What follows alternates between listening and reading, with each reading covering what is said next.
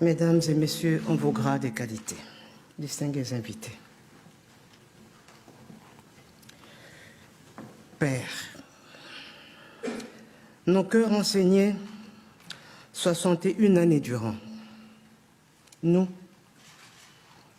tes enfants, tes petits-enfants et tes arrière-petits-enfants. Mais aussi le Congo, l'Afrique et le monde. Nous pleurions ta disparition sans avoir fait d'oraison funèbre. Père, comment es-tu mort? On ne sait pas. Quand es-tu mort? On ne sait pas. Où as-tu été assassiné? On ne sait pas non plus. Qui t'ont assassiné et pourquoi? On cherche encore. Tout ce que nous savons, Père, c'est que tu as été condamné par tes bourreaux à demeurer un défunt sans inhumation, un corps sans chair ni ossement, une âme en perpétuelle errance, un héros sans panthéon, un objet sépulcral sous séquestre de la justice, sans l'ombre d'une tombe pour le repos éternel, n'ayant qu'une date comme tombeau, le 17 janvier 1961. Il y a 2 ans, le 30 juin 2020, nous avions écrit à Sa Majesté le roi Philippe de Belgique. Nous lui avons dit que notre responsabilité d'enfant, notre devoir de descendant, devenu maintenant aussi père et mère, c'était de rendre hommage à notre père, à notre géniteur, en lui offrant une sépulture digne du sang qu'il nous a légué. Ce précieux sang qui circule dans nos veines, la réponse du roi, c'est la cérémonie solennelle de ce jour.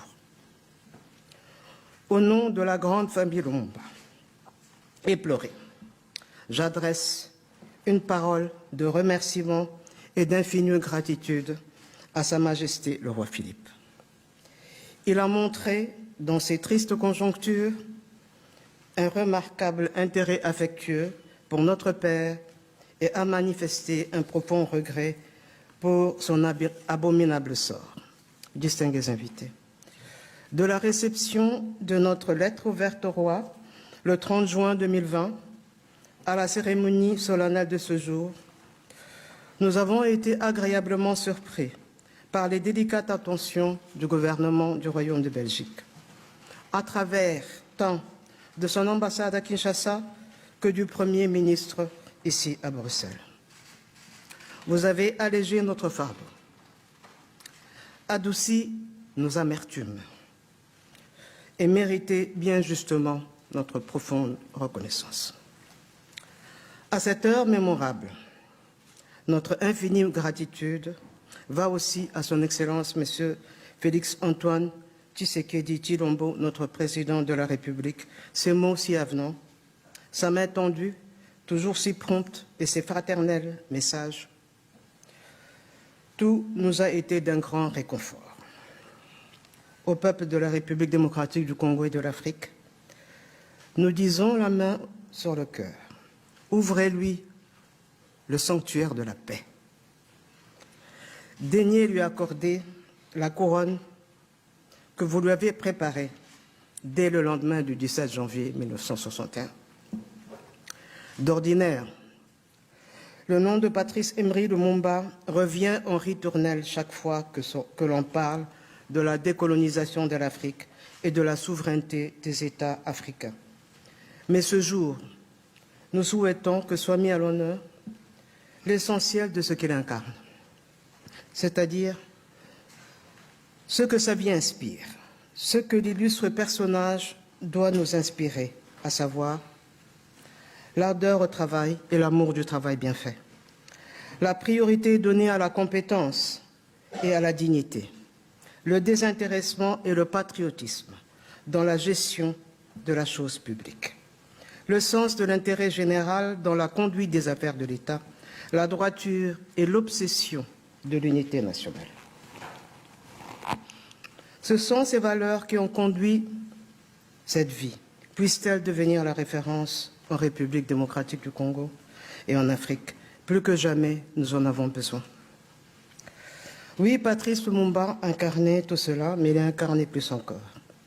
Dans ce plus, il y a une qualité rare qui force l'admiration, celle d'un homme du consensus. Mais pas n'importe quel consensus. Pas un consensus mou et trouble, mais un consensus de conviction et des étapes décisives de sa brève et bouleversante vie. Né et ayant grandi au centre du pays, dans le Sankuru, il commence sa carrière professionnelle au nord de la République, à Kisangani, dans la province orientale. Il fonde à Kinshasa le tout premier mouvement politique pluriethnique et national, le Mouvement national congolais, MNC en sigle. Il devient le premier Premier ministre d'une République démocratique du Congo, une et indivisible. Distingués invités, qu'il me soit permis d'affirmer qu'il n'y aura pas de redressement de notre patrie, le Congo, pour en faire un pays, une nation et un État digne de ce nom, si nous ne nous employons pas énergiquement à restaurer et à replanter ces valeurs, véritables repères qui ont été légués à notre société par celles et ceux qui ont, dès l'aube du 30 juin 60, porté notre destin sur leurs épaules. Et cette restauration passe notamment par l'honneur à leur rendre. À cet effet, le plus bel hommage que nous puissions rendre à Lumumba et à ses compagnons héroïques, Joseph Okito et Maurice Polo, c'est de nous montrer dignes de leur legs. Ce qu'ils attendent de nous, ce ne sont pas d'incessants regrets, mais un ferme serment, celui de continuer le travail resté inachevé. Ce qu'ils attendent encore de nous, ce sont plus de perpétuels sanglots, mais un élan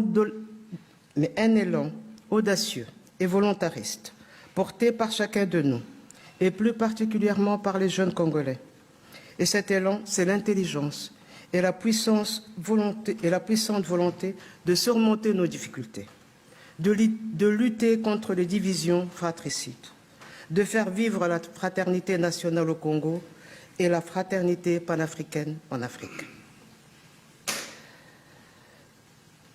Distingués invités, cette cérémonie solennelle ne serait qu'une date parmi d'autres si nous ne retenions pas la leçon qu'elle nous donne.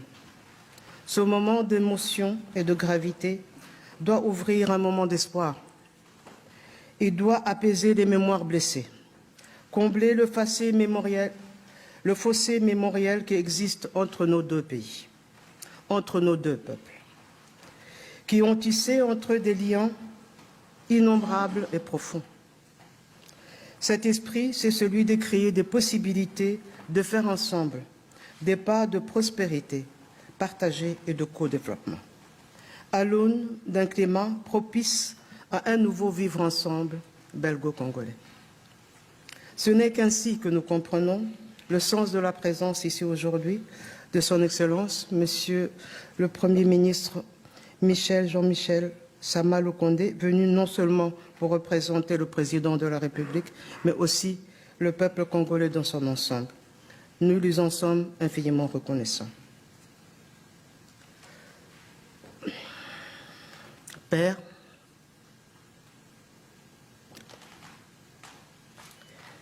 mes frères et moi, ainsi que nos enfants et tes arrière-petits-enfants, avons essayé, à travers cette adresse, de trouver des mots pour te dire adieu. 61 ans après ta disparition.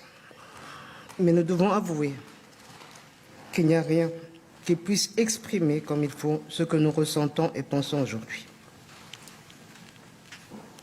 Nous ne pouvons que formuler ce vœu.